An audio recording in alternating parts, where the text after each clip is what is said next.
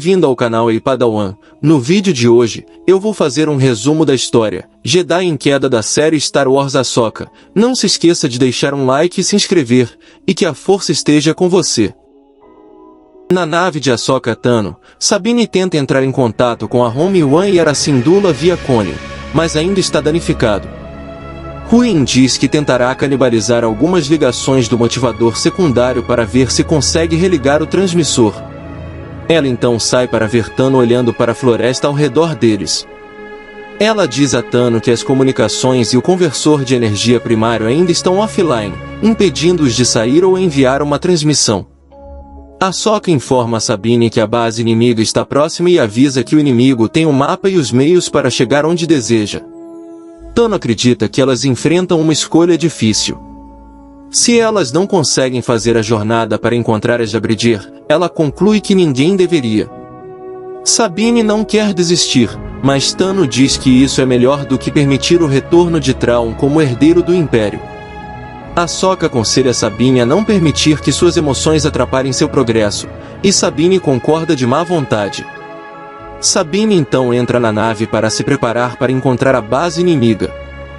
Huynh sai da nave e pergunta se está tudo bem. Ahsoka avisa o androide para ter cuidado fora da nave. Na floresta, um androide assassino HK observa. No ponto de partida de Citos, Shin-Hati e Marrok informam Baylan Skoll e a Irmã da Noite Morgan Elsbeth que suas forças localizaram a nave inimiga a cerca de 12 km de distância. Elsbeth diz que seus guardas não irão atrasá-los. Skoll diz que sim e que eles deveriam começar. Elsbeth sente que Skoll está nervoso, mas ele responde que é experiência. Dentro da nave, Sabine veste sua armadura e carrega suas pistolas gêmeas. Sabine e Ahsoka falam sobre os sentimentos por Bridir. Ahsoka diz a ela que às vezes elas devem deixar de lado seus sentimentos pessoais e fazer o que é certo. Quando Sabine pergunta se ela realmente acredita nisso, Tano diz que ela deve fazer isso quando os riscos são altos. Enquanto isso, Huynh conserta a iluminação, mas um androide assassino HK o ataca. Huynh pede ajuda enquanto se defende. Quando o androide assassino tenta abafá-lo, Huynh se liberta e corta um fio para alertar elas, fazendo com que o interior da nave escureça novamente. Ahsoka e Sabine percebem a mudança e correm para fora. Elas lutam contra os guardas enquanto Huynh luta com o androide assassino.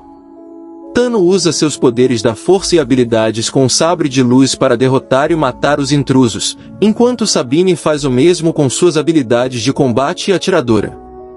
Huynh consegue derrotar o androide assassino, mas diz elas que o ataque o atrasará. Ahsoka o instrui a priorizar os reparos no transmissor e a entrar em contato com a General Syndulla com urgência. Huynh aconselha Sabine e Ahsoka a ficarem juntas, dizendo que elas se sairão melhor assim. A bordo do Home One, o primeiro oficial Vic Hawkins alcança a General Syndulla enquanto ela caminha com seu filho Jacen Syndulla e seu droide astromecânico Chopper. Syndulla diz a Hawkins que não está disposta a esperar por ordens e diz a Hawkins para pensar em algo. Hawkins relutantemente concorda em ajudar. A bordo da Ghost, Jacen pergunta à sua mãe por que ele tem que ouvir enquanto ela pode desobedecer às ordens. Syndulla responde que os generais às vezes podem desobedecer às ordens e diz-lhe para apertar o cinto. A Ghost é acompanhada por 5 caças estelares X-Wing pilotados pelo Capitão Carson Teve e pelos tenentes Bice, Movat, Gensu e Lander. Carson conta a ela sobre os riscos, mas Syndulla diz que sempre foi uma rebelde. Carson se dirige a ela como líder Fênix e o esquadrão salta para o hiperespaço ao comando de Syndulla. De volta ao ponto de partida de Citos, Elsbeth diz a Skoll que assim que a diretriz for estabelecida, eles serão capazes de calcular as coordenadas do hiperespaço.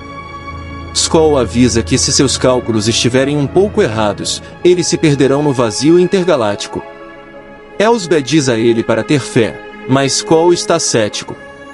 Elsbeth toca o mapa, que projeta uma projeção holográfica do caminho para Perideia. Ele murmura que isso é bruxaria. A bordo do Olho de Sion, um androide navegador começa a calcular as coordenadas do hiperespaço para Perideia. Enquanto isso, Sabine e Ahsoka encontram a Ti Marrok dentro da floresta. Sabine atira em Ati com seus blasters gêmeos, mas Acólita é capaz de desviar de seus tiros com seu sabre de luz. Tano enfrenta Marrok e saca um de seus sabres de luz brancos. Marrok ativa seu sabre de luz giratório de lâmina dupla e os dois se envolvem em um duelo de sabres de luz. Buscando vingança pelo duelo anterior, Sabine persegue Ati pela floresta. Sabine encurrala Ati entre um aglomerado de árvores, mas Ati usa seus poderes da força para arremessar Sabine contra uma árvore, derrubando seu capacete.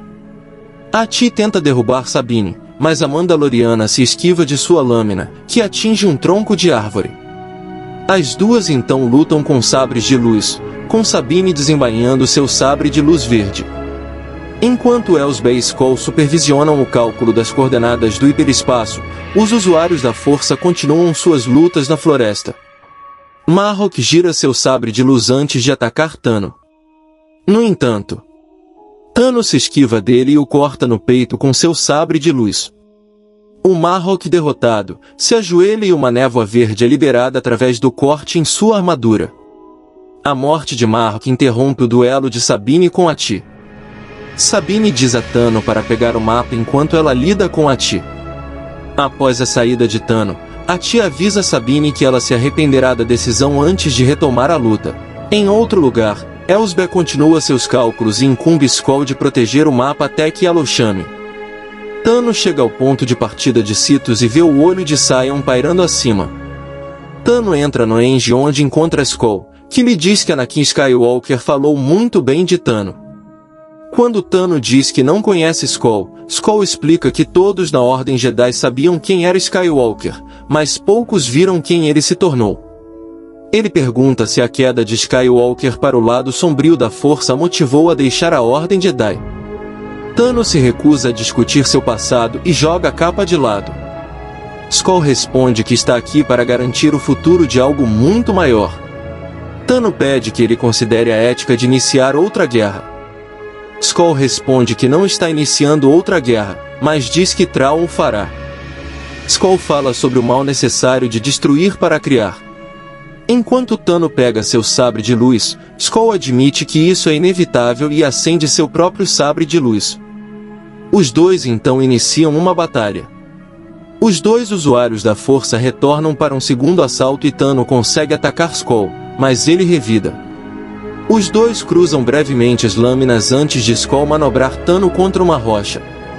A bordo da ponte do Olho de Sion, o androide navegador informa Elsbeth que Tano enfrenta Skoll no Enge.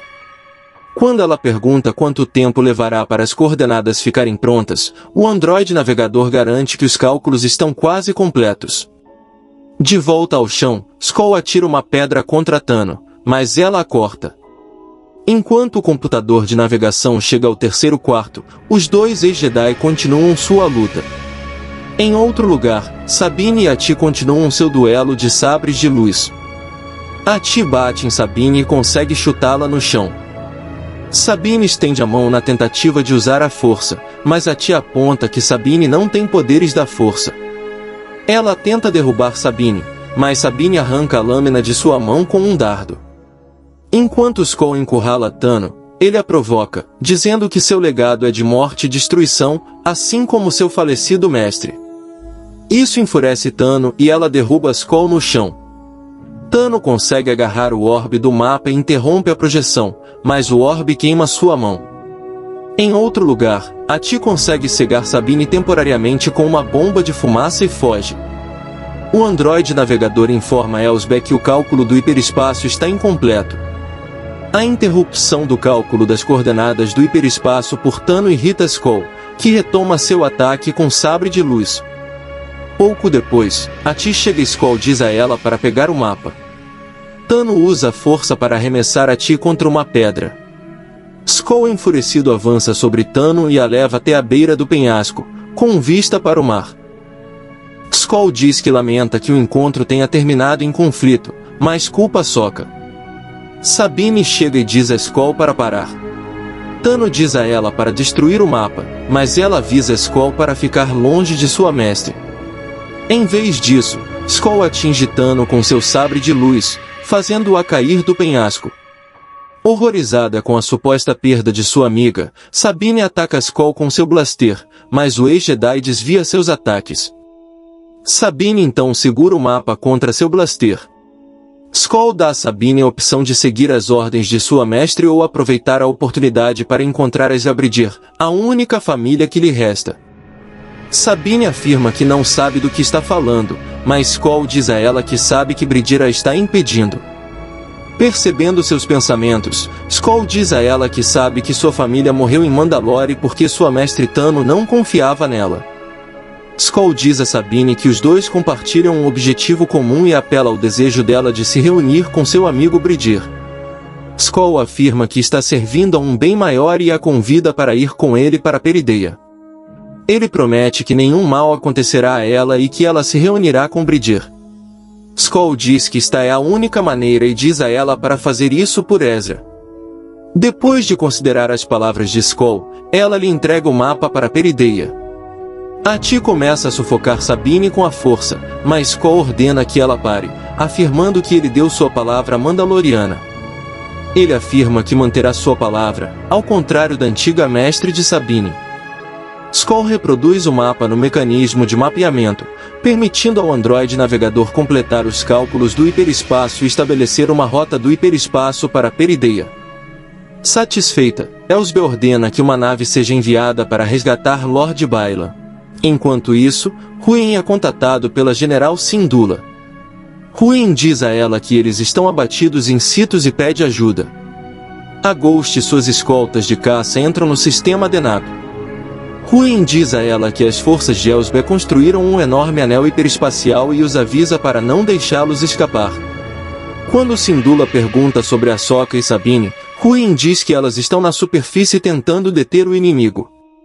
Depois que Carson confirma a localização do olho de Sion, Syndulla propõe cortar o eixo e bloquear seu caminho. Elsbe informa a Skoll que os cálculos foram concluídos e que ele deve retornar imediatamente. Seguindo as instruções de Elsbe, Skoll destrói o mapa com seu sabre de luz, dizendo a Sabine e a Ti que ninguém os seguirá. A Ti leva Sabine a bordo de sua nave. À medida que o olho de Sion sobe para a atmosfera superior, o androide de navegação diz a Elsbe que eles estão rastreando a trajetória e que tem uma orientação clara.